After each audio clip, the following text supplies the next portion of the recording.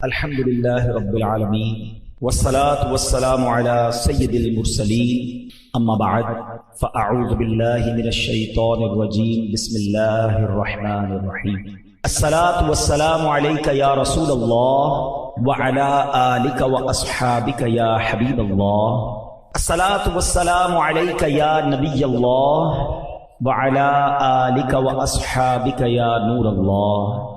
میٹھے میٹھے اسلامی بھائیوں، درود پاک پڑھنے کے بے شمار فضائل و برکات ہیں۔ بہت سارے فضائل احادیث میں درود پاک کے ملتے ہیں اور بہت سارے واقعات بھی ملتے ہیں۔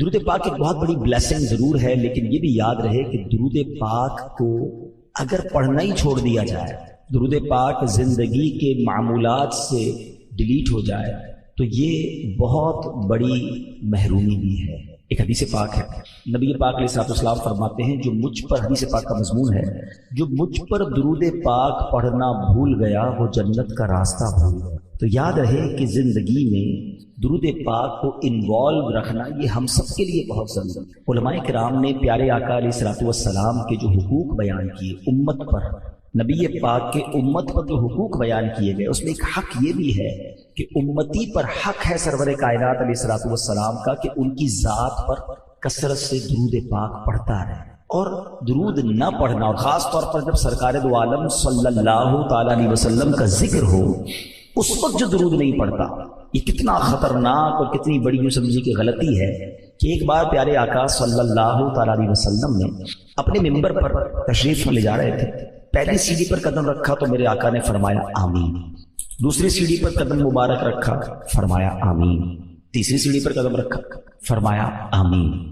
اب صحابہ کرام کا ایک بڑا کمال کا انداز کیا تھا کہ whenever they saw any unusual thing، جب بھی وہ کچھ ایسی بات دیکھتے جو غیر معمولی ہوتی وہ سوال کر لیتے تھے، اور ان کا وہ سوال کرنا ہمارے لیے کتنا کارآمد ہو جاتا تھا۔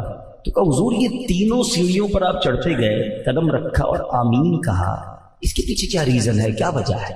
نبی پاک صلی اللہ تعالی علیہ وسلم نے فرمایا جبریل امین میرے پاس آئے اور انہوں نے آ کر یہ دعا کی۔ جب میں نے پہلی سیڑھی پر قدم رکھا، حدیث کا میں خلاصہ کر رہا ہوں، جب پہلی سیڑھی پر قدم رکھا تو انہوں نے دعا کی کہ یا اللہ عز و جل وہ برباد ہو جائے، اس کی ناک خاک آلود ہو جائے۔ عربی کا ایک محاورہ ہے، جب بھی یہاں جب یہ یوز ہوگا نا کہ اس کی ناک خاک آلود ہو، اس کا مطلب وہ برباد ہو جائے، یا اللہ وہ برباد ہو جائے کہ جو رمضان کو پائے اور اپنی مغفرت نہ کروا سکے۔ رسول پاک علیہ السلام فرماتے ہیں میں نے اس دعا پر آمین کہا ہے۔ پھر سیکنڈ سٹیپ پر جب میں نے قدم رکھا اور انہوں نے دعا کی کہ یا اللہ عز و جل وہ ہلاک ہو جائے، برباد ہو جائے کہ جو اپنے ماں باپ کو پائے اور اپنے ماں باپ کی خدمت نہ کرے اور خدمت اسے جنت میں نہ پہنچا دے وہ بھی برباد ہو جائے۔ آقا کہتے ہیں میں نے اس دعا پر بھی آمین کہا۔ تیسری کہا یا رسول اللہ، اللہ کی بارگاہ میں جبریل امین نے دعا کی کہ یا اللہ وہ بھی برباد ہو جائے جو نبی پاک علیہ السلام کا نام سنے اور پیارے آقا علیہ السلام پر درود نہ بھیجے وہ بھی برباد ہو جائے۔ نبی پاک فرماتے ہیں میں نے اس دعا پر بھی آمین کہا۔ اب ذرا سمجھیے گا کہ دعا کرنے والا کون ہے؟ فرشتوں کا سردار، اور دعا پر آمین کہنے والے کون ہیں؟ نبیوں کے سردار صلی اللہ تعالی علیہ وسلم۔ اٹ مینز کہ اب اس دعا کی قبولیت میں تو کوئی کمی یا کوئی شک نہیں رہا نا، یہ دعا تو قبول ہی قبول ہے، لیکن اب ہم نے سوچنا یہ تینوں چیزیں ہمیں میسر ہیں۔ رمضان کچھ ہی دنوں میں آنے والا ہے، رمضان مل گیا اور رمضان کو پا کر بھی جو مغفرت نہ کروا سکا، دعا کر رہے ہیں جبریل امین کہ یا اللہ وہ برباد ہو جائے، اور نبی پاک کہہ رہے آمین۔ تو it means at any cost ہمیں اپنی مغفرت کروانی ہے رمضان۔ سیکنڈ کہ جس نے اپنے ماں باپ کو بڑھاپے میں پایا اور ان کی خدمت اسے جنت میں نہ پہنچائے وہ بھی ہلاک ہو جائے۔ آج ہم میں سے بہت ساروں کے ماں باپ زندہ ہیں، حیات ہیں، ان کی دعائیں لیجیے، ان کی خدمت کیجیے، یہ جنت میں جانے کا ٹکٹ ہے۔ اور یہ میں نہیں کہہ رہا، پیارے آقا علیہ السلام کی ایک اور حدیث ہے کہ نبی پاک علیہ السلام نے فرمایا جس کا مضمون ہے کہ ماں باپ ہی تیری جنت ہے، ماں باپ ہی تیری دوزخ ہے۔ اس کا کیا مطلب ہوا کہ ان کی خدمت کر لو تو یہی جنت میں جانے کے لیے کافی، یہ راضی ہو جائیں، اور اگر یہ ناراض ہو گئے نا تو پھر جہنم میں جانے کے لیے کوئی اور عمل کی حاجت نہیں، انہی کی نافرمانی جہنم میں لے جائے گی۔ تو خدا را جن کے ماں باپ حیات ہیں کبھی بھی ان کا دل نہ دکھائیں، جن کے ماں باپ چلے گئے نا ان کو بڑے یاد آتے ہیں، اب بعد میں بڑا خیال آتا ہے کہ میں نے اور ٹائم دینا تھا، میں نے اور خدمت کرنی تھی، میں نے اور ان سے محبت کرنی تھی اور ان سے دعائیں لینی، پھر چانس نہیں ملتا۔ اب کئی لوگ ہیں جن کو ماں باپ سے ملنے کے لیے قبر پہ جانا پڑتا ہے، جب خوشی کا موقع آتا ہے تب بھی ماں باپ یاد آتے ہیں، جب کوئی تکلیف آتی ہے جب بھی ماں باپ یاد آتے ہیں، نیا گھر لو تو ماں باپ یاد آتے ہیں، نئی گاڑی لے تو ماں باپ یاد آتے ہیں، کتنے خوش ہوتے تھے، کتنی دعائیں دیتے تھے، ہیں تکلیف ہوتی تھی تو ماں باپ یاد آتے ہیں کہ پریشانی میں ماں کی گود میں بیٹھ کر، ماں کے قدموں میں بیٹھ کر سر رکھ کے عرض کرتا تھا کہ ماں تکلیف میں ہوں تو سر پہ ہاتھ رکھتی تھی، کہتی بیٹے گھبرانا نہیں ہے، اللہ خیر کرے گا، میں دعا کروں گی۔ باپ کہتا تھا بیٹا میں ہوں، پریشان مت ہونا، مگر وہ سب چلے گئے، اور اب پچھتائے کیا ہوا جب چڑیا چگ گئی کھیت۔ اب یہ خیال آتا تو میں ان سب کو کہتا ہوں کہ جن کے ماں باپ حیات، بڑے خوش نصیب ہو تم کہ تمہارے گھر میں وہ ہستیاں ہیں کہ احادیث میں یہ مضمون ملتا ہے کہ جو محبت کی نگاہ سے ماں باپ کو ایک بار دیکھے اسے حج مبرور کا ثواب دیا جاتا ہے، مقبول حج کا ثواب۔ صحابی عرض کرتے ہیں حضور ماں باپ تو گھر میں ہی ہوتے ہیں نا، 100 بار کوئی دیکھے، وَإِن نَظَرَ كُلَّ يَوْمٍ 100 مرة، حضور کوئی 100 بار دیکھے۔ اللہ کے حبیب فرماتے اللہ اکبر و اطیب، اللہ بہت بڑا اور پاک ہے، 100 بار بھی کوئی دیکھے اللہ 100 حج کا ثواب عطا فرماتا ہے۔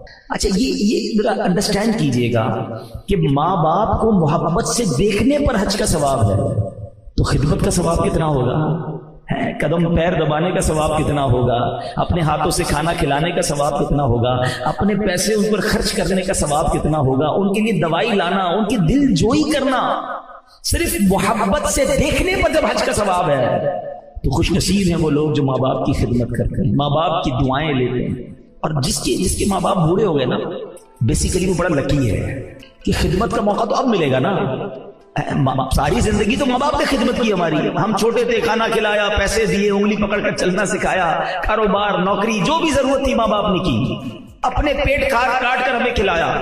اب جب وہ بوڑھے ہوئے this is the right time to react, ارے اب موقع آیا ہے تمہیں کچھ ریوارڈ حاصل کرنے کا، نیکیاں کمانے کا، اور اب بندہ اریٹیٹ ہونا شروع ہو جاتا ہے کہ مزہ نہیں آ رہا، ابو بہت زیادہ تنگ کرتے ہیں، غصہ کرتے ہیں، بار بار دوائی لینے، بار بار ہاسپٹل۔ نہیں میرے بیٹے اسلامی بھاگ جاگ گئے، تمہارے نصیب جاگ گئے۔ ایسے بھی ماں باپ ہیں کہ جو خدمت کرتے کرتے ہی چلے گئے، بچوں کو خدمت کا موقع ہی نہیں ملا۔ ارے جس کو موقع ملا وہ خوش نصیب ہے کہ اب لے لو دعائیں، اب حاصل کر لو، اور یقین مانیے ہمارے پیسوں کا نصیب ہے اگر وہ ماں باپ پر خرچ ہو۔ ہاں یہ کبھی نہ سوچنا یہ میرا، یہ ماں باپ کا، ارے سب کچھ ہمارا ماں باپ کا ہے، ہم دنیا میں آئے انہی کے سبب ہیں، وہ نہ ہوتے تو ہم نہ ہوتے۔ تو خوش نصیب اسلامی بھائی جن کے ماں باپ موجود ہیں، دعائیں لو، اور اگر ان کے ہوتے ہوئے جنت نہ ملی نا تو دیر از نو ادر آپشن، پھر ہلاکت ہی ہے، کیونکہ نبی پاک نے اس دعا پر آمین کہا ہے۔ جبریل امین کی دعا کیا تھی کہ جو یا رسول اللہ صلی اللہ تعالی علیہ وسلم آپ کا نام سنیں، آپ کا ذکر سنیں اور آپ پر درود نہ بھیجے وہ بھی ہلاک و برباد ہو جائے۔ تو یہ بڑا اہم معاملہ ہے۔ ہم پورے دن میں نعت شریف سن رہے ہوتے ہیں، بیان سنتے ہیں، یا خود ہی اپنی زبان سے نبی پاک علیہ الصلوۃ والسلام کا ذکر کرتے ہیں، مگر درود نہیں پڑھتے۔ تو درود زبان تر رہنی چاہیے۔ اچھا علماء نے بڑا پیارا ایک فارمولہ دیا کہ اگر کوئی شخص دن میں کئی بار پیارے آقا علیہ الصلوۃ والسلام کا نام سن لے یا زبان سے کہے اور درود پڑھنا مس کر گیا ہے، تو اس کا خوبصورت طریقہ یہ ہے کہ اپنی ڈیلی روٹین میں ایک پرٹیکولر تعداد کے مطابق درود روز پڑھے، مینز 100 بار پڑھے، 200 بار پڑھے، اللہ توفیق دے تو 313 بار پڑھ لے، اس سے زیادہ پڑھ لے۔ تو اب اگر اس نے 100 بار بھی درود پڑھ لیا اور پورے دن میں نہیں پڑھ سکا تھا، تو جہاں جہاں نبی پاک علیہ الصلوۃ والسلام کا نام سنا تھا یا پڑھا تھا اور نہیں پڑھ سکا، تو یہ بعد میں پڑھنا اس کا آلٹرنیٹ، اس کا قائم مقام ہو جائے گا۔ تو اپنی زندگی میں درود پاک کو ضرور شامل کریں، ورنہ کہیں ایسا نہ ہو کہ نبی پاک علیہ الصلوۃ والسلام کی شفاعت سے ہم محروم ہو جائیں۔ پیارے آقا راضی ہوں گے تو رب راضی ہو جائے گا۔ آئیے مل کر محبت کے ساتھ بآواز بلند درود پاک پڑھ لیں۔ صلو علی الحبیب صلی اللہ تعالی علی محمد صلی اللہ علیہ وسلم۔ میرے بیچ اسلامی بھائیوں، ہمارے پاس ایک بہت عظیم مہمان آنے والا ہے، ایک ایسا مہمان آنے والا ہے کہ جو ہم سے لینے نہیں ہمیں دینے آ رہا ہے۔ ہمارے گھر پہ جب کوئی مہمان آتا ہے ہم اس کی تیاری کرتے ہیں، اور جیسا کلوز گیسٹ ہوتا ہے اتنی زیادہ تیاری کرتے ہیں، جتنا ریسپیکٹیبل ہوتا ہے اتنی پریپریشن کرتے ہیں۔ مگر ایک ایسا مہمان آنے والا ہے جس کی سگنیفیکنس، جس کی اہمیت کو سمجھنے کے لیے ایک حدیث ہی کافی ہے۔ کہ پیارے آقا علیہ الصلوۃ والسلام فرماتے ہیں کہ اگر میری امت کو پتا ہوتا کہ رمضان کیا ہے تو وہ تمنا کرتے کہ سارا سال ہی رمضان ہو۔ ایسا کیا ہے رمضان کہ امت کو پتا چل جائے، اس کی اہمیت کا اندازہ ہو جائے۔ ایک اور مولا علی شیر خدا کرم اللہ تعالی وجہ کریم کی قول سے سمجھیے، آپ کہتے ہیں کہ اگر اللہ تبارک و تعالی کو اس امت کو عذاب دینا ہوتا تو اس امت کو ماہ رمضان اور سورہ اخلاص عطا نہ فرماتا۔ اٹ مینز کہ یہ عذاب سے بچانے والی چیزیں ہیں، قرآن اور رمضان۔ اور سبحان اللہ، اب رمضان چند دنوں میں، چند گھڑیوں میں آنے والا ہے۔ سب سے پہلے تو ہم اللہ سے دعا کرتے ہیں کہ اللہ ہمیں خیر سے رمضان عطا کر دے، صحت کے ساتھ عطا فرما، عافیت کے ساتھ نصیب فرما، پورے روزے رکھنا، پوری تراویح پڑھنا نصیب فرما۔ اس مہینے کو ابھی، اچھا یہ جو حدیث میں نے پہلے سنائی اس میں یہ بھی تو تھا نا کہ جو رمضان کو پالے اور اپنی مغفرت نہ کروا سکے وہ ہلاک و برباد ہو جائے۔ اس کا مطلب کیا ہوا کہ اتنا مبارک مہینہ تمہیں ملا، اس لیے بھی تم رب کو راضی نہ کر سکے، پھر اس سے بڑا محروم کون ہوگا؟ رمضان کی سبحان اللہ گھڑی گھڑی کی جو برکت ہے۔ دیکھیں کاروباری لوگ بیٹھے ہیں، اس سیزن کے بارے میں بات کرتے ہیں کہ یار کون سا سیزن ہے جس میں زیادہ محنت کرنی ہے، زیادہ کمانا ہے۔ بہت سارے لوگ ہوتے ہیں جن کا گرمیوں میں سیزن آتا ہے، کولر والے، تو برف والے، تو ریفریجریٹر والے، اے سی والے، پنکھے والے، بڑے اب جان لگاتے ہیں کہ بھائی یہ سیزن ہے، اس میں زیادہ کما لو۔ سردیاں آتی ہیں تو کمبل والے، ہیٹر والے، گیزر والے اور بہت ساری آئٹمز ہیں۔ شادیاں ہوتی ہیں تو کپڑے والے اور اس کے جناب جو ریلیٹڈ لوگ ہوتے ہیں۔ تو جیسا سیزن آتا ہے ویسا ہم زور لگاتے ہیں اس سیزن والے لوگ یار اس میں زیادہ کمانا ہے۔ تو صحیح بات یہ ہے کہ نیکیوں کا سیزن آ گیا ہے، رحمتوں کا سیزن آ گیا ہے۔ ریٹ کیسا بڑھ گیا، ثواب کتنا بڑھ گیا کہ فرمایا نفل کا ثواب فرض کے برابر، فرض کا ثواب 70 ٹائمز بڑھا دیا گیا۔ یعنی آپ سوچیں کہ ہم کام تھوڑا کریں اور اجر زیادہ عطا کیا جائے گا۔ اچھا سارا سال میں اور آپ دعا کرتے ہیں یا اللہ بخش دے، معاف کر دے، سن لے ہماری پکار، ہمیں ہماری توبہ قبول کر لے، میں اور آپ ریکویسٹ کرتے ہیں۔ اور رمضان کی راتوں میں رحمت کی ندا آسمان سے دی جاتی ہے کوئی مانگنے والا کہ اس کی مراد پوری کر دی جائے، ہے کوئی سوالی کہ اس کا سوال پورا کر دیا جائے، ہے کوئی مغفرت مانگنے والا کہ اس کی مغفرت کر دی جائے۔ یعنی ادھر سے ندائیں ہیں کہ مانگ لو، مانگنے کا مزہ آج کی رات ہے۔ یہ پورا مہینہ رحمت۔ پھر روزانہ افطار کے وقت، ڈیلی افطار کے دن، یعنی افطار کا جو ٹائم آتا ہے 10 لاکھ گناہگار جہنم سے آزاد کیے جاتے ہیں۔ 1 ملین سنرز، 10 لاکھ گناہگار۔ اچھا پھر رمضان میں جمعے کا دن جب آتا ہے، ہر گھڑی، ایوری مومنٹ 10 لاکھ گناہگار جہنم سے آزاد کیے جاتے ہیں۔ اور پھر اس رمضان کی جو آخری رات آتی ہے، احادیث کا مضمون ہے پورے مہینے میں جتنے بخشے گئے سارے کے سارے اس تعداد کے مطابق اتنے اور اس رات بخش دیے جاتے ہیں۔ جب لیلۃ الجائزہ چاند رات آتی، عید الفطر کی رات، اللہ تعالیٰ فرشتوں سے فرماتا ہے میرے فرشتوں اس مزدور کے بارے میں کیا کہتے ہو جس نے مزدوری پوری کی؟ فرشتے عرض کرتے ہیں مولا اسے پورا اس کی مزدوری ملنی چاہیے۔ اللہ فرماتا ہے میرے فرشتوں گواہ ہو جاؤ میں نے سب کی مغفرت فرما، مزدوری کر لو، بڑی مزدوری ملنی ہے، بڑی رحمت ملنی ہے، بڑی کمائی ملنی ہے، سارے سال کے گناہ معاف ہو سکتے ہیں اگر ایک مہینہ ہم اللہ کی رحمت لوٹنے کے لیے تیار ہو جائیں۔ فرسٹ آف آل ہمیں پریپیئر ہونا پڑے گا، اس مہمان کے لیے تیاری کرنی پڑے گی۔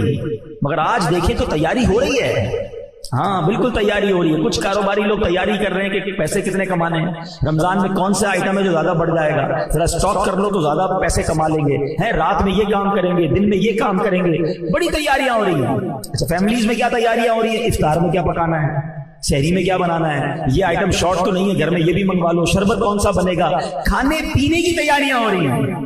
اچھا رمضان کے صدقے میں عید الفطر ملے گا، ٹھیک ہے نا، عید کا دن ملے گا، مگر رمضان میں کیا تیاری ہو رہی ہے کہ عید کیسے گزارنی ہے۔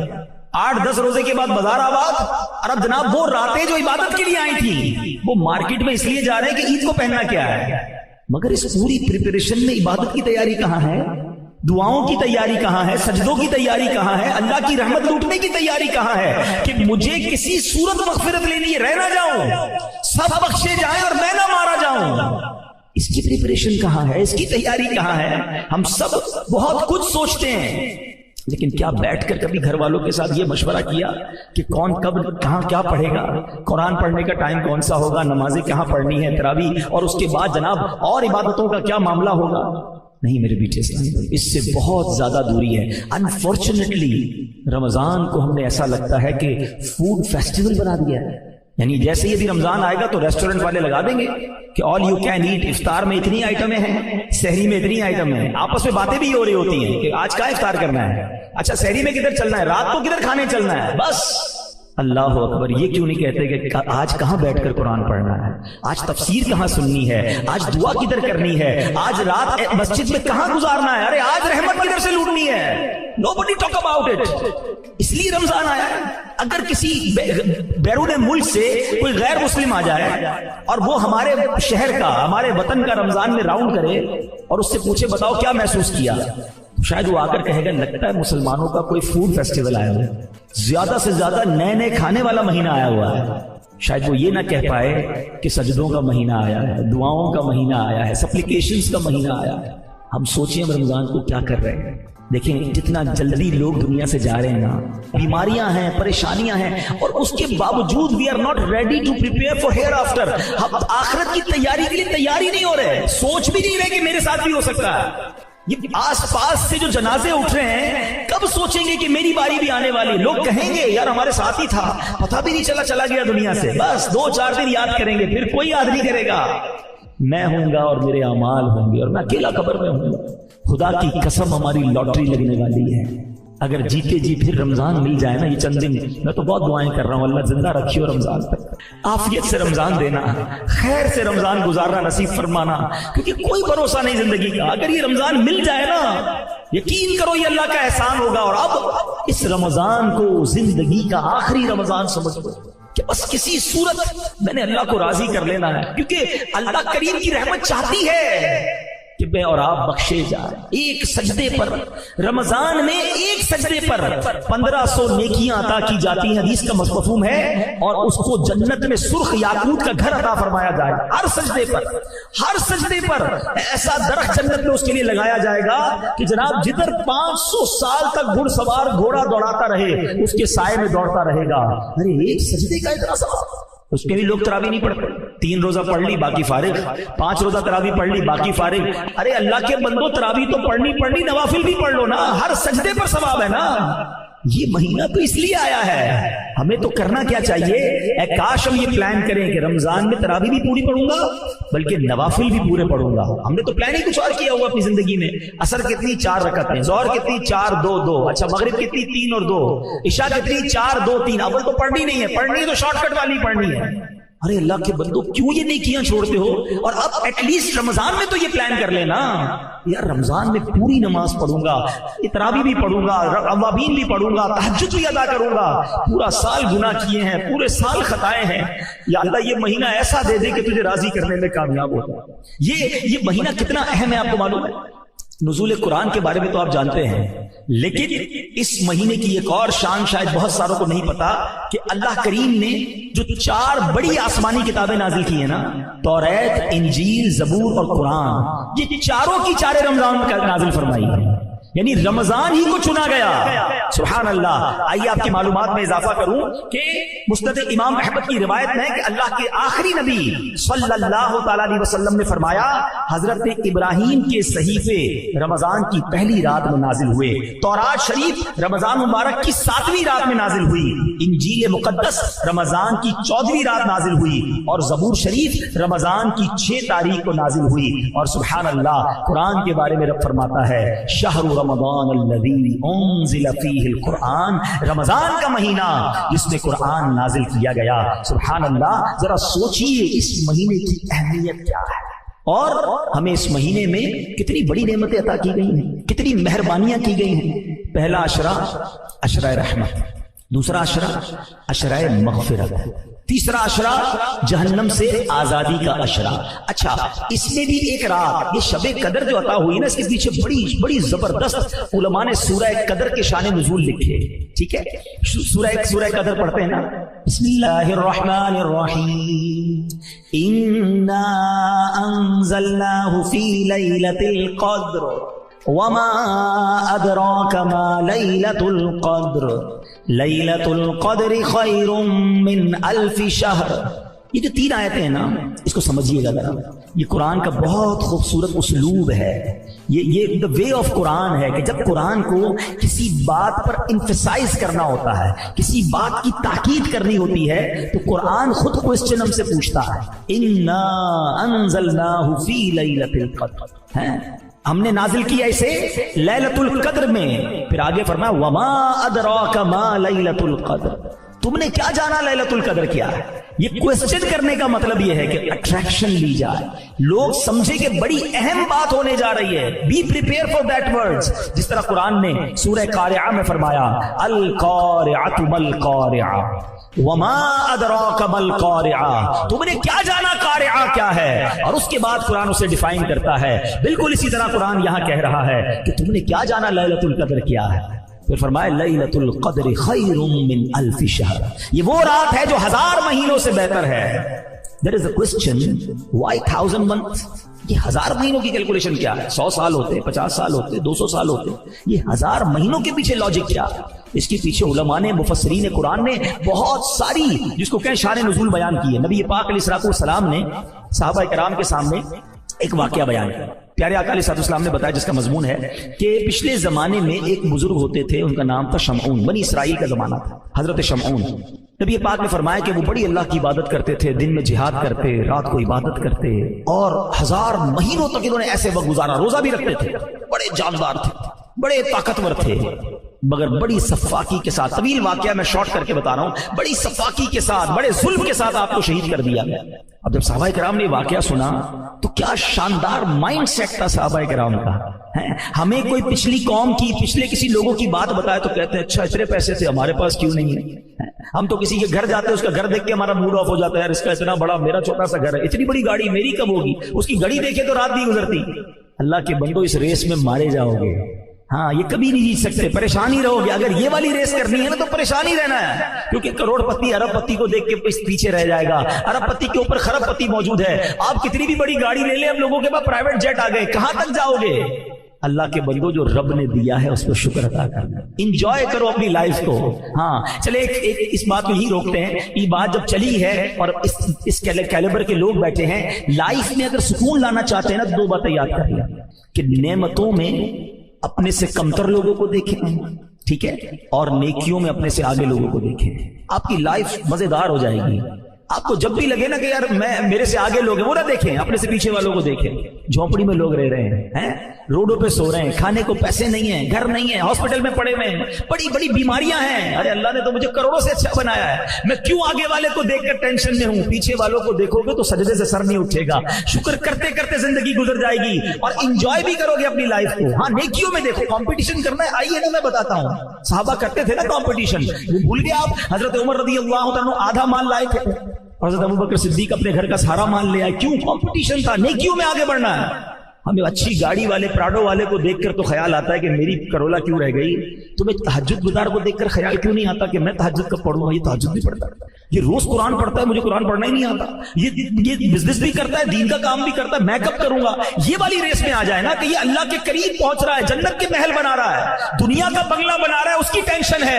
ارے ڈیفینس میں 2000 گز کا بنگلہ بنا لیا، میں پیچھے رہ گیا، یہ کیوں نہیں دیکھتے کہ جنت میں اس کے کتنے محل بن گئے، میں کنگال رہ گیا؟ دیکھو نا نیک لوگوں کو، آ جاؤ اس ریس کے اندر، یہ انشاءاللہ تمہیں آگے لے جائے گی۔ اور ایک اور بات میں آپ کو بتا دوں کہ جو آپ کے پاس ہے نا اس پر انجوائے کرنا سیکھیں، ورنہ لائف بے مزہ ہو جاتی ہے۔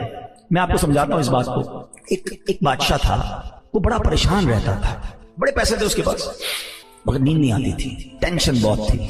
اپنے وزیر کو بلایا کہ یار بتاؤ تو صحیح کہ یہ اتنے پیسے، اتنا مال، اتنا سلطنت، نیند ہی نہیں آتی، عجیب سی کیفیت رہتی ہے، اور میں اپنے غلاموں کو دیکھتا ہوں یہ بڑے مزے میں مستی مذاق کر رہے ہوتے ہیں، رات کو سکون کی نیند سو جاتے ہیں، زمین پہ ہی سو جاتے ہیں، مجھے نرم بستر پر نیند نہیں آتی، میرے اور ان میں فرق کیا ہے؟ یہ اتنا انجوائے کیوں کر رہے ہیں لائف کو، میں پریشان کیوں ہوں؟ اس نے کہا بادشاہ سلامت، یہ بات آپ کو 99 نمبر کے فارمولے سے سمجھ آئے گا۔ یہ کون سا فارمولہ ہے؟ ابھی سمجھاتا ہوں۔ اس نے ایک غلام کو بلایا، ادھر آؤ بادشاہ سلامت، آپ اس کو 100 اشرفیاں تحفے میں دے دیں۔ بادشاہ تھا، اس کے لیے 100 اشرفیاں کیا چیز ہے؟ 100 اشرفیوں کی تھیلی منگوائی، وزیر کے ہاتھ میں دی۔ اس وزیر نے کیا کیا، چپکے سے اس کے اندر سے ایک اشرفی نکال کے جیب میں رکھ لی، اچھا مبارک ہو۔ اس غلام کی تو لاٹری لگ گئی، زندگی میں ایک اشرفی نہیں دیکھی تھی، 100 اشرفیاں۔ او جناب گھر گیا، خوشی خوشی سارے گھر والوں کو، بچوں کو جمع کیا، بیوی کو بلایا، مبارک ہو مبارک ہو، کیا ہوا؟ 100 اشرفیاں بادشاہ نے دی ہیں، اپنی تو زندگی بن گئی۔ سارے بچے خوش، وائف بھی خوش۔ بچے کہتے ہیں ابو اشرفیاں دکھائے تو سی ہوتی کیسی، ہم نے دیکھی نہیں آج تک۔ تھیلی کھولی اور اشرفیاں اس نے نکال دی۔ کہا ابو ہم گن لیں؟ کہا گنو۔ بچوں نے گننا شروع کی، کتنی نکلی؟ 99۔ ایک تو رکھ لی تھی نا اس نے۔ کہا ابو یہ تو 99 ہیں۔ کہا نہیں نہیں، بادشاہ نے دیے 100 ہوتی ہیں، پوری 100 ہوں گی، گنو تمہیں گننا نہیں آتا۔ پھر گنی 99۔ بیوی نے کہا ہٹو ہٹو میں گنتی ہوں، بچوں کو گننا نہیں آتا۔ بیوی نے گنی، نکلی 99۔ شوہر نے کہا تم سب ہٹو، تمہیں گنتی نہیں آتی، میں گنتا ہوں، نکلی 99۔ اب بیوی کہتی تم ہوئی ایسے، 100 دی ہوں گی تم نے، راستے میں گرا دی ہوگی۔ بچے کہتے ہیں وہ ایک اشرفی شارٹ کرایا، پتہ ہے ایک اشرفی کتنے کی ہوتی ہے، اس سے تو کتنے کام بن جاتے۔ نہیں نہیں ادھر ہی ہوگی۔ بستر اٹھایا، ٹیبلیں اٹھائیں، پورا گھر اتھل پاتھل، ساری رات اسی میں گزر گئی کہ وہ ایک کدھر گئی۔ صبح آیا وہ غلام بادشاہ کے دربار میں، آنکھیں سوجی لال، جو روز سکون سے سوتا تھا۔ وزیر نے کہا کیا ہوا تمہیں؟ کہا بادشاہ سلامت بڑا مسئلہ ہو گیا۔ کیا ہوا؟ آپ نے تو 100 دی ہوں گی لیکن ہوا یہ گھر گیا تو 99 نکلی تھی۔ وزیر نے جیب سے ایک نکالی کہ یہ لے جاؤ، وہ تو چلا گیا۔ اب وزیر نے جو بادشاہ سے بات کی نا، میں آپ سب کو سمجھانا چاہتا ہوں۔ کہا بادشاہ سلامت آپ کا پرابلم بھی یہی ہے، آپ کے پاس جو ہے نا آپ اس پر خوش نہیں ہیں، جو نہیں ہے اسی کی فکر میں زندگی خراب کر بیٹھے ہیں۔ ہم سب کا یہی حال ہے، خدا کی قسم اتنا ہے ہمارے پاس کہ سارا زندگی سجدہ کرتے گزار دیں، اور ہم میں سے بہت سو کے پاس تو اتنا ہے ہمارے بچے بھی کھائیں تو ختم نہیں ہوگا، مگر ٹینشن یہ کہ وہ کیوں نہیں ہے، وہ کب ملے گا؟ وہ ایک اشرفی کی تلاش میں تم جو 99 ملی ہوئی ہیں اس کو نہ انجوائے کر رہے ہو، نہ شکر ادا کر رہے ہو، نہ مزے لے رہے ہو لائف۔ ارے جو ہے اس پہ خوش رہو۔ تو بہرحال میرے میٹھے اسلامی بھائیوں، یہ بات نبی پاک نے جب صحابہ کو بتائی نا کہ وہ حضرت شمعون نے اتنی عبادت کی، تو صحابہ نے کیا خوبصورت مائنڈ سیٹ تھا، بات یہیں سے چلی تھی نا، واپس آ گیا میں۔ صحابہ کہتے ہیں حضور اتنے ساری عبادتیں کی انہوں نے 1000 مہینوں تک۔ حضور ہماری تو عمر ہی تھوڑی ہے، ہم تو چھوٹی عمر والے، اس میں آرام بھی کرتے ہیں، بچپن میں گزر گئے کچھ سال، تو یہ پچھلی قوم والے تو آگے بڑھ گئے نیکیوں میں۔ Look at the mindset of صحابہ کرام، ان کو فکر ہی یہ تھی کہ حضور وہ نیکیوں میں آگے بڑھ گئے۔ اب جب صحابہ نے یہ کہا نا تو نبی پاک علیہ الصلوۃ والسلام کی بھی دل اقدس پر رنج ہوا، اور میرے آقا کے دل پر رنج ہو تو رب کو یہ کب گوار رہا ہے۔ جبریل امین آ گئے، کہتے حضور گھبرائیے نہیں، اللہ کریم نے آپ کی امت کو ایک ایسی رات عطا کر دی ہے، سورہ قدر لے کر آئے، ایک ایسی رات عطا کر دی ہے کہ جو اگر آپ کی امت سال میں ایک بار اس رات میں عبادت کر لے، حضرت شمعون کے 1000 مہینوں والی جو عبادت ہے اس سے زیادہ جو ہے آپ کی امت آگے بڑھ جائے گی۔ So that is the reason of 1000 months۔ یہ پیچھے لاجک ہے کہ وہ والی 1000 مہینے کی عبادت جو انہوں نے کی، اگر کوئی شب قدر میں کر لے تو ان کی عبادتوں سے آگے بڑھ جاتا ہے۔ آئیے اپنے بیان کو ایک اور لیول پر لے چلتے ہیں۔ اگر رمضان پراپر طریقے سے گزارنا ہے تو آئیے نا یہ جان لیتے ہیں نبی پاک رمضان کیسے گزارتے تھے، جن کے صدقے رمضان ملا، جن کے صدقے قرآن ملا، سرور کائنات کا رمضان کیسے گزرتا۔ سبحان اللہ، what is the schedule of رسول پاک صلی اللہ تعالی علیہ وسلم ان منتھ آف رمضان۔ ٹھیک ہے، بی بی عائشہ صدیقہ رضی اللہ تعالیٰ عنہ فرماتی، کچھ حدیثوں کا خلاصہ میں پیش کر رہا ہوں۔ آپ فرماتی ہیں کہ میرے آقا علیہ الصلوۃ والسلام جب رمضان آتا نا، آپ اپنے بستر پر کم تشریف لاتے، عبادت پر کمر بستہ ہو جاتے، رات دیر تک جو ہے وہ نوافل ادا ہوتے، دعائیں ہوتی۔ فرماتی ہیں نبی پاک کے چہرے کا رنگ بدل جاتا تھا، متغیر ہو جاتا تھا، اور نبی پاک کے پاس جب جبریل امین آتے تو میرے آقا ان کے ساتھ قرآن کا دور فرماتے، ٹھیک ہے۔ اور میرے آقا کی دریائے سخاوت کا عالم یہ تھا کہ جس طرح تیز آندھی چلتی ہے، نبی پاک رمضان میں اس سے بھی زیادہ سخاوت فرماتے تھے، اتنی زیادہ اللہ کی راہ میں خرچ کرتے تھے۔ تو حدیثوں سے یہ 4 مین باتیں پتہ چلی ہیں، نمازیں، نوافل، دعائیں، تلاوت اور سخاوت۔ یہ ہم نے بھی پکڑ لینا ہے۔ اپنے رمضان کو اس بار اس طرح گزار کے دیکھو کہ عبادت میں گزارنا ہے، ساری نمازیں پڑھنی ہے، روزے رکھنے ہیں، تراویح پڑھنی ہے، خوب تلاوت کریں۔ تلاوت کا بھی بڑا مسئلہ ہے، کہنے میں مزہ نہیں آ رہا، مگر بہت بڑی تعداد وہ ہے جن کو پراپر اب تک قرآن پڑھنا ہی نہیں آیا۔ دنیا بھر کی معلومات، $1 لینا نہیں، ڈالر کا روز ریٹ چیک کرنا ہے، سونے کا بھاؤ چیک کرنا ہے، دنیا بھر کی بحث کرنی ہے، قرآن پڑھنے نہ سیکھ سکا۔ بتاؤ نا یہ کیسی زندگی ہے۔ حدیث پاک کے الفاظ ہیں، وہ دل ویران ہے جس میں کچھ قرآن نہیں ہے۔ اپنے آپ سے پوچھو، اتنی نالج دنیا کی اور دل ویران قرآن کے بغیر۔ نہ کریں ایسا. ایٹ لیسٹ اس رمضان کو تو انڈرسٹینڈنگ آف قرآن کا مہینہ بنا لو نا. اس رمضان میں اپنا شیڈیول ایسا بنائیں کہ یار 1 گھنٹہ روزانہ ایٹ لیسٹ تراویح کے علاوہ میں صرف قرآن کو دوں. اور آپ کے لیے کتنی آسانی ہو گئی ہے. ایک بزرگ نے بڑی پیاری بات کی کہ پچھلے 1400 سالوں میں دین سیکھنا اتنا آسان نہیں تھا جتنا اب آسان ہو گیا ہے. کتابیں PDF پہ آ گئی, ویڈیوز آنا شروع ہو گئی, کورسز آن لائن ہونا شروع ہو گئے. یعنی اگر کوئی دین سیکھنا چاہتا ہے, نہیں چاہتا تو اس کی مرضی ہے. اب فنگر ٹپس پہ دل میں دین ہے. ارے وہ زمانہ تھا لوگ اونٹوں پر گھوڑوں پر, صحابہ کرام نے 6 مہینے کا سفر کیا ایک حدیث سننے کے لیے. آج کمپائل کر کے بکس ہیں, ذرا آپ انٹرنیٹ پہ سرچ کریں, کتابیں موجود ہیں, PDF پہ موبائل میں آ جاتی ہیں, ایپلیکیشنز مل جاتی ہیں, آڈیو بکس آ جاتی ہیں.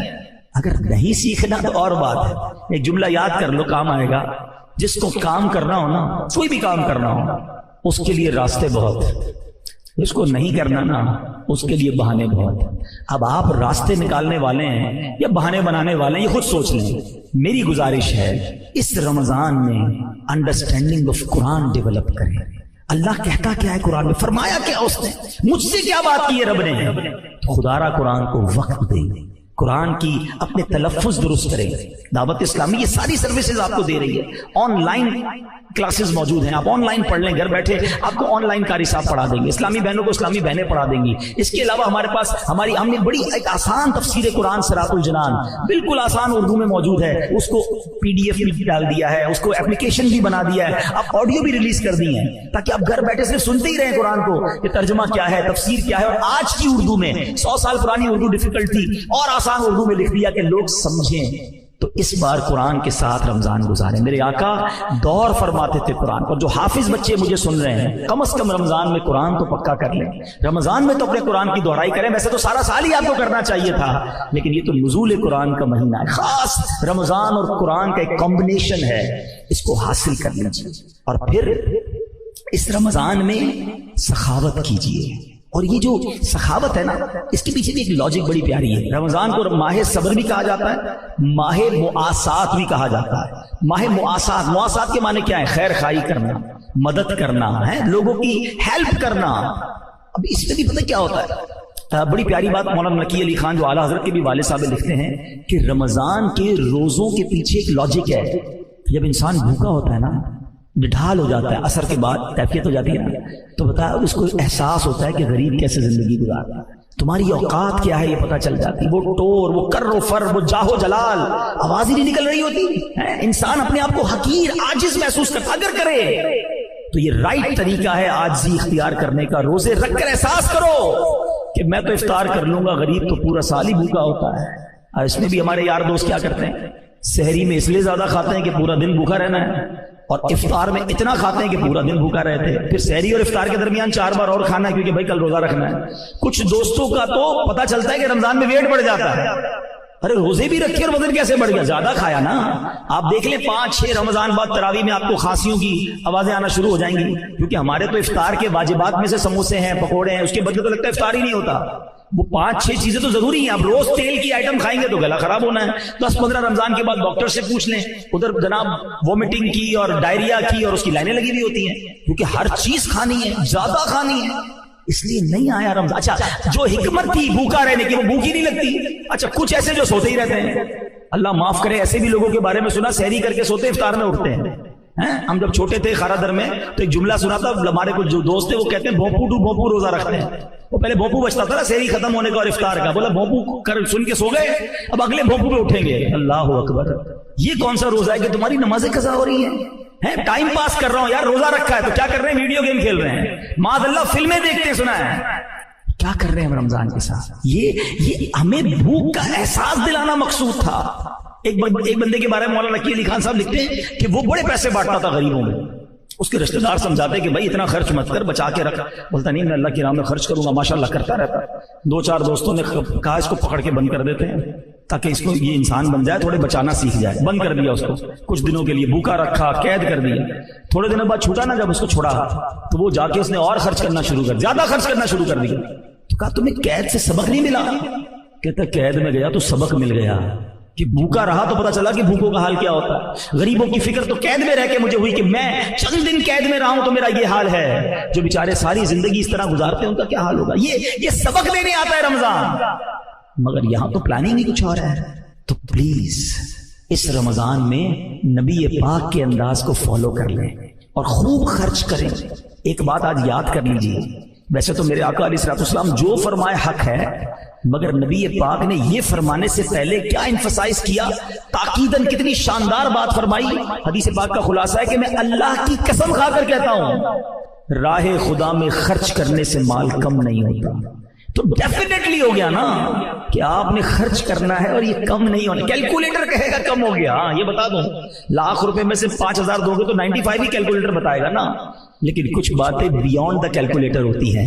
اگر کوئی شخص کھیت میں جائے 2 بوری بیج کی لے کر اور اپنی زمین پر وہ سارے بیج چھڑک کر آ جائے تو کیلکولیٹر تو یہ کہے گا کہ 2 بوری زیرو ہو گئی، ختم ہو گئی. عقل مند بندہ کہے گا 2 بوری ڈال کر آیا ہے، تھوڑے دنوں بعد 2 ٹرک لے کر آئے گا. تو یہ اللہ کی راہ میں خرچ کرنا بیج ہی ہے. یہ تم بیج ڈالو، اللہ فصل عطا فرمائے گا، ہمیشہ ملٹی پلائی ہوتا ہے. جو لوگ پوری زکات دیتے ہیں ان سے پوچھ لیجئے کہ اگلے سال وہ زیادہ دے رہے ہوتے ہیں. کیسے زیادہ دے رہے ہیں؟ کیونکہ اللہ اور برکت ڈال دیتا ہے. تو ہمیشہ ایک تو میرا ایک بہت بڑا درد ہے، پر اللہ کرے کسی کے لیے فائدہ ہو جائے. آپ بھی اس بات کو پلیز میں کہتا ہوں وائرل کریں، بات کریں، دوستوں میں بیٹھتے ادھر ادھر کی گپ شپ یہ والی بات کریں جو میں اب کرنے جا رہا ہوں. یعنی میری اب یہ فیلنگ اسٹرانگلی بنتی جا رہی ہے کہ جس طرح رمضان کے علاوہ بدقسمتی سے لوگ شاید 8, 7, 8, 10% نماز پڑھتے ہیں، ایسا لگتا ہے کہ اب زکوٰۃ بھی 7, 8, 10% لوگ ہی پوری دیتے ہیں. نہیں دیتے زکوٰۃ. زکوٰۃ کی کیلکولیشن ہی کرنا نہیں آتی ہے، ذہن ہی نہیں ہوتا. بس تھوڑے بہت دے دیے، بس اتنے دے دو، بس کسی کی شادی کرا دی، کسی کا یہ کر دیا، ہو گئی ہماری. کیسے ہو گئی بھائی؟ ٹیکس ریٹرن آپ بھرتے ہو یا آپ کا وکیل بھرتا ہے؟ کیوں وکیل سے کرواتے نہیں یار؟ اس کو ذرا صحیح حساب آتا ہے. زکوٰۃ کا حساب آپ نے کیسے بنا لیا؟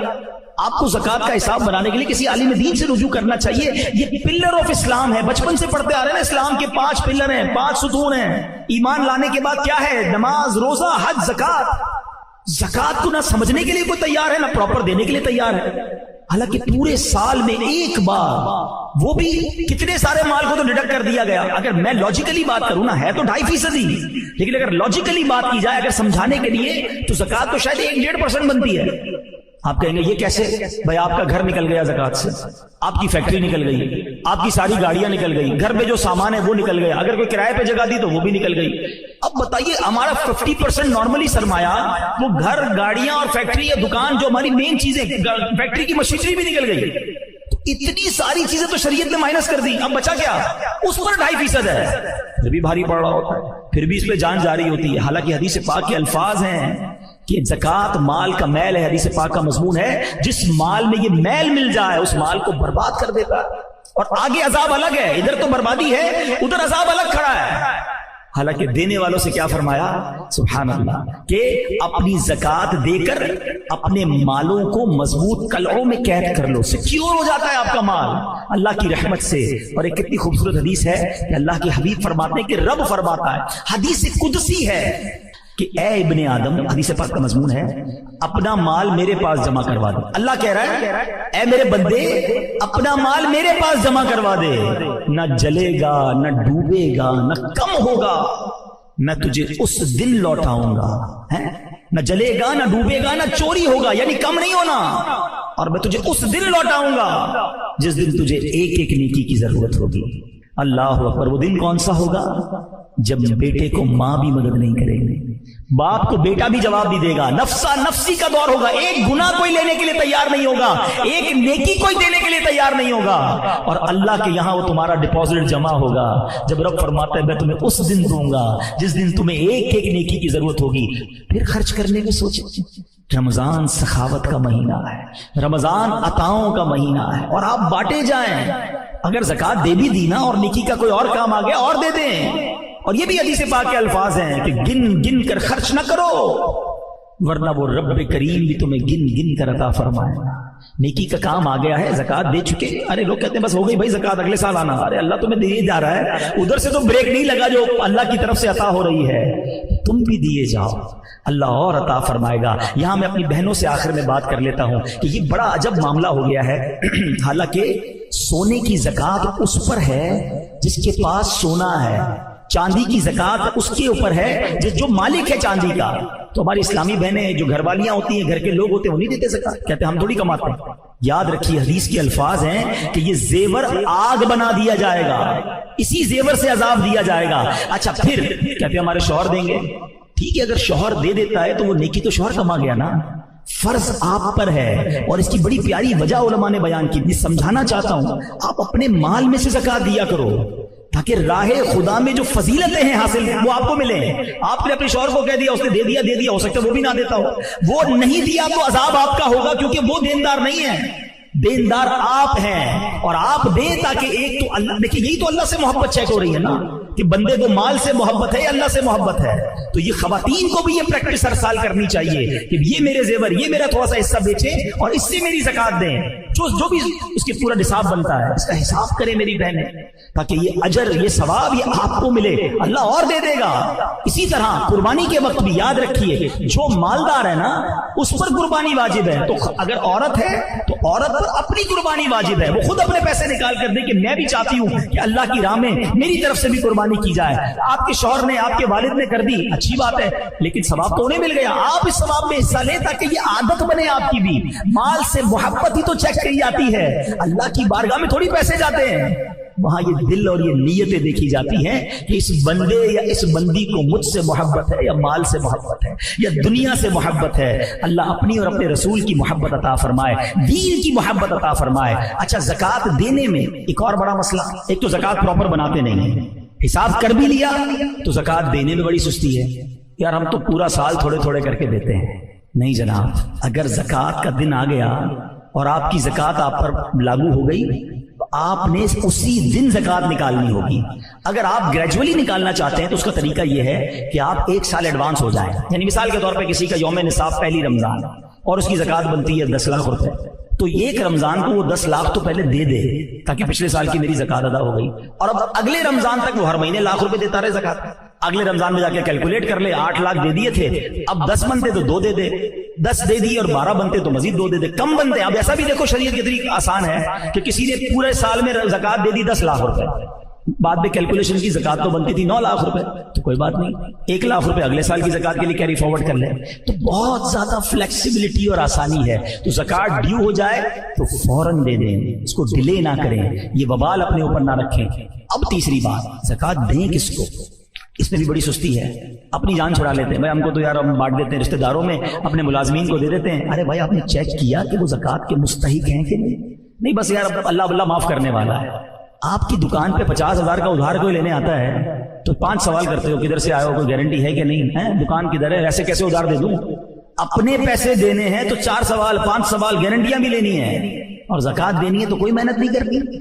تو زکوٰۃ دینا کس کو ہے؟ آپ کا میرا کام صرف زکوٰۃ کیلکولیٹ کر کے نکالنا نہیں ہے، اس فریضے کی ادائیگی جب ہوگی، جب also about to complete۔ فرماتے ہیں کچھ گھر بالکل بن کر تیار ہو گئے ہوتے ہیں، مگر مکین جو اس گھر میں رہنے کے لیے آنا چاہتا ہے اس کا آخری وقت بھی آ گیا، اس کی قبر بھی تیار ہو چکی۔ اب ذرا اس کو پریکٹیکلی سمجھیے، آپ جب قبرستان جاتے ہیں کچھ قبریں تیار ملتی ہیں نا، صحیح بات بتاؤ، پریکٹیکلی جو قبریں خودی ہوئی ہیں نا، جن کی بھی خودی ہوئی وہ زندہ ہیں، ہاں تھوڑی دیر بعد مرنا ہے انہیں اور پھر اس قبر میں آ جائے۔ کفن کی دکان پر جب کبھی جائے نا تو وہ کفن وہ طے کر رہا ہوتا ہے، پلاسٹک میں ڈال رہا ہوتا ہے، ایکچولی جس کا کفن طے کر رہا ہے نا وہ اس وقت زندہ ہے، تھوڑی دیر بعد اس کو مرنا ہے۔ یہ کفن خریدنے کوئی آئے گا دکان سے، اس کو کفن پہنایا جائے گا، اور جو قبر تھوڑی دیر پہلے گورکن نے یا 1 دن پہلے کھودی تھی، یہ اس کے لیے کھودی تھی جو زندہ ہے۔ تو مجھے اور آپ کو پتا نہیں ہے کہ ہماری قبر خودی ہوئی کہیں ریڈی تو نہیں ہے، کہیں کفن طے تو نہیں ہو رہا۔ آگاہ اپنی موت سے کوئی بشر نہیں، سامان 100 برس کا ہے، بلکہ address this is the very crucial time, بہت زیادہ نازک رات ہے۔ اس رات کتنی مغفرت، کتنے لوگ بخشے جائیں۔ سیدنا عائشہ صدیقہ رضی اللہ تعالیٰ عنہ has reported that the holy prophet sallallahu alaihi wasallam said, Jibreel alayhi salam came to me and said, this is the 15th night of Shaban. Allah Azza wa Jalla frees as many people from the hell as the number of the hairs on the goats of the tribe of Kalb. پیارے آقا فرماتے ہیں جبریل امین میرے پاس آئے اور آ کر عرض کی کہ حضور آج 15 شعبان کی رات ہے، اللہ تعالیٰ اتنے لوگوں کو جہنم سے آزاد فرمائے گا جتنے قبیلہ بنی کلب کی بکریوں کے بالوں کی تعداد ہے۔ What is the meaning of that؟ میں اور آپ تو اپنے سر کے بال کاؤنٹ نہیں کر سکتے، ایک گوٹ کے، ایک بکری کے بال کاؤنٹ نہیں کر سکتے۔ قبیلہ بنی کلب تو سب سے زیادہ بکریاں پالا کرتا تھا، It means billions لوگ آج کی رات بخشے جائیں گے. مگر but he Azza wa Jal does not cast merciful sight at an infidel. اس رات بھی کچھ لوگ ایسے ہیں جن پر اللہ تعالیٰ نظر رحمت نہیں فرمائے گا. انفیڈل مشرک پر نظر رحمت نہیں فرمائے گا. malicious person, one who cut off family ties, the one who dangles his cloth, a person who disobeys his parents, and a person who is habitual of drinking wine. حدیث کا مضمون کیا بنا کہ شرک کرنے والے اس رات کو نہیں بخشے جائیں گے.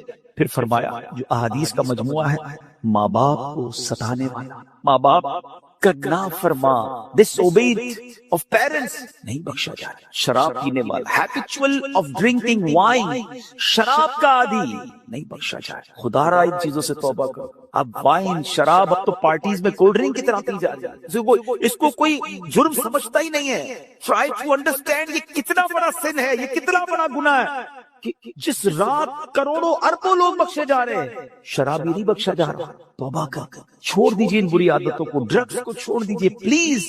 My dear viewers, my youngster brothers, western world میں بدقسمتی سے جب سنتے تو دل جلتا ہے کہ مسلمان کہلانے والے بڑی تعداد میں ڈرگز کا یوزیج کر رہے ہیں. کدھر جائیں گے ہم؟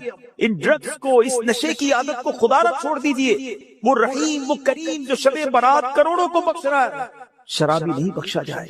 پلیز توبہ کر. مسلمان کا کیا کام شراب سے, اس کا کیا کام نشے سے. آپ ایک بار اور یاد رکھیں, جو نشہ کرنے والے ہیں نا, جو ڈرگز یوز کرتے ہیں, ٹرائی ٹو انڈرسٹینڈ جس اسٹیج میں, جس عالم میں روایتوں میں مضمون ملتا ہے کسی کا انتقال ہوگا نا, اسی عالم میں قیامت کے دن اٹھایا جائے گا. کبھی سوچا آپ اگر نشہ کیا, ڈرگز یوز کی, وائن پینے والے جو نشے میں گھومتے رہتے ہیں, جھومتے رہتے ہیں, اگر اسی حالت میں انتقال ہو گیا, آج رات تو یہ لکھا جائے گا نا کہ اگلے اس سال میں کس کا انتقال ہونا ہے, کیا پتا ہمارا وقت قریب آ گیا ہو. اور اگر نشے میں مر جائے, اللہ کی بارگاہ میں نشے میں پیش ہو. نہیں میرے میٹھے اسلام, ہم تو چاہتے ہیں نا کہ میں سو جاؤں یا مصطفیٰ کہتے کہتے, کھلے آنکھ صلی اللہ کہتے کہتے. ہماری زبان پر تو کلمہ ہو, درود ہو, اے کاش تلاوت کرتے کرتے موت آئے, درود پڑھتے پڑھتے. یہ کیسے ہوگا جب آپ ان چیزوں کے عادی بنیں گے نا. جو شراب کا عادی ہو تو اس کا بہت زیادہ چانس ہے کہ وہ نشے میں مر جائے. تو خدا را اس سے آج رات توبہ کر لے. اللہ بڑا کریم ہے, بھی رات کمپلیٹ نہیں ہوئی ہے, صبح تک یہ رحمت جاری ہے. معافی مانگی, سجدے میں سر جھکائی. ماں باپ کو اگر ستایا ہے, if your parents are not happy with you, please ان کے پاس جائیے اور معافی, ان سے ان کے پیر پکڑ لیجیے. ماں باپ راضی تو رب راضی, ماں باپ ناراض تو رب ان کو ناراض نہ کر. اور اس حدیث سے کیا سیکھنے کو ملا کہ جو کٹ آف ٹائز کرتے ہیں, جو اپنی فیملی کے ساتھ رشتہ داری قطع کر دیتے ہیں, منقطع کر دیتے ہیں, ہم ان کے پاس نہیں جائیں گے, ہم ان کے گھر نہیں جائیں گے, ہم فلاں رشتہ دار کے پاس نہیں, نہ کرو. یہ رشتہ داریاں کاٹنا اللہ کو کتنا ناپسندیدہ ہے کہ شب برات بھی وہ لوگ نہیں بخشے جائیں. پلیز ان عادتوں سے اپنی جان چھوڑو. ایک اور حدیث پاک میں ہے, ایڈلٹری کرنے والا, بدکاری کرنے کا جو عادی ہوگا, ہیبچول آف ایڈلٹری, وہ بھی نہیں بخشا جائے. پلیز ان حرام کاموں سے چھوڑو, اپنے آپ کو بچائیے. اور یہ جو ایڈلٹری کی طرف, زنا, بدکاری کی طرف جو بندہ جاتا ہے نا, یاد رکھیے گا پہلے نظر بہکتی, پھر دل بہکتا ہے, پھر شرمگاہ, پھر پرائیویٹ پارٹس حرام کاری کی طرف جاتے ہیں. تو ہمارے یہ شٹر جو ہے نا, اسی کو بند کر دینا کہ حرام نہیں دیکھو. اپنے موبائل پر, اپنے انٹرنیٹ ڈیوائسز پر ہم کیا دیکھ رہے ہو, پہلے حرام بندہ دیکھتا ہے. اور پھر یہ جو ہم نے دوستیوں کے نام پر جو گرلز اینڈ بوائز کی دوستیاں چل رہی ہوتی ہے کہ نہیں جناب ہم only friends, it's not allowed in Islam. یہ دوستیاں ہی پھر حرام کی طرف لے کر جاتی ہیں. جو اسلام نے ہمیں جن چیزوں سے منع کیا, مسلمان ہیں, ہمیں جنت میں جانا ہے نا, اللہ کو راضی کرنا ہے. اگر ربی ناراض ہو گیا تو بنے گا کیا؟ آج کی رات اگر ایڈلٹری کرنے والا نہیں بخشا گیا, پھر اس کو سوچی تو اس کا بنے گا کیا؟ پلیز میک ریپینٹنس, پھر ڈرائیے اپنے رب کے بارگاہ. اور دیکھیے توبہ کیا ہے. توبہ کے ویسے تو کئی ڈیٹیل علماء نے بتائی, مگر ان شارٹ اگر میں آپ کو بتاؤں نا, الندم التوبہ, شرمندگی توبہ. پہلے تو اپنے اندر گلٹ فیل کیجئے کہ یا اللہ میں بہت برا ہوں, بہت غلطیاں ہیں, مالک معاف کر. اور پھر آئندہ نہ کرنے کا پکا ہے, اے اللہ نہیں کروں, میں تجھ سے وعدہ کرتا ہے, پرومس ان یور کورٹ یا اللہ عز و جل, give please accept my repentance, میری توبہ قبول کرنے مالک اب نہیں کروں. تو یہ پکی توبہ انشاءاللہ, کیا پتا اللہ کریم کی آج رحمت برس جائے اور وہ ہمیں آج معاف کر دیا. What a beautiful incident. کیا خوبصورت واقعہ. ذرا ایمان کی جو چاشنی کے ساتھ سنی. امیر المومنین سیدنا عمر بن عبد العزیز رحمۃ اللہ تعالی was once busy in worship in the 15th night of Shaban. حضرت عمر بن عبد العزیز امیر المومنین تھے. 15 شعبان کی رات عبادت میں مصروف. When he raised his head, he found a green slip of paper whose refulgence was extended upon up to the sky. جب وہ اپنے سر اٹھاتے ہیں تو اپنے ساتھ ایک گرین کلر کا پیپر دیکھتے ہیں جس کا نور آسمانوں تک جا رہا ہوتا ہے. It was bearing the words. اس پہ لکھا ہوا کیا ہے؟ هذه براءة من النار من الملك العزيز لعبده عمر بن عبد العزيز. Meaning, this is an order of absolution from the hellfire sent from Allah Azza wa Jal, the omnipotent, for his servant Umar bin Abdul Aziz rahmatullah. یہ اللہ کی طرف سے اپنے بندے عمر بن عبد العزیز کے لیے جہنم کی آگ سے آزادی کا پروانہ ہے. ہائے ہائے ہائے، جس سے رب راضی ہو ان کو ایسے انعامات عطا ہوتے ہیں. تو میرے پیچھے اسلامی بھائیوں اور مدنی چینل کے ناظرین، ذرا سوچئے کہ ہم نے بھی تو اللہ سے مغفرت لینی ہے، ہم نے بھی تو اپنے رب کو راضی کرنا. ہمارے بزرگان دین ہمیں سمجھاتے ہیں کہ یہ دنیا جی لگانے کی نہیں ہے. It's not too long, we have to go, we have to die. ہم سب کو اس دنیا سے جانا ہے. ذرا امیر المومنین حضرت ابوبکر صدیق رضی اللہ عنہ کا فرمان سنیں. وہ کیا کہتے ہیں؟ The leader of the believers سیدنا صدیق اکبر رضی اللہ عنہ would say during the sermon، ان کا ایک انداز ہوتا تھا، وہ خطبے کے دوران کیا کہتے ہیں؟ Where are those with beautiful faces؟ کہاں ہے خوبصورت چہروں والے؟ Where are those who were arrogant about their youth؟ کہاں ہیں وہ لوگ جو اپنی جوانی پر بڑا ناز کرتے تھے؟ Where are those kings gone who had magnificent cities constructed and had them fortified with giant forts؟ کہتے ہیں وہ بادشاہ کدھر ہیں جنہوں نے بڑے بڑے شہر بنائے اور بڑے بڑے قلعے بنائے، ان کی شان و شوکت ہوا کرتی تھی. Where are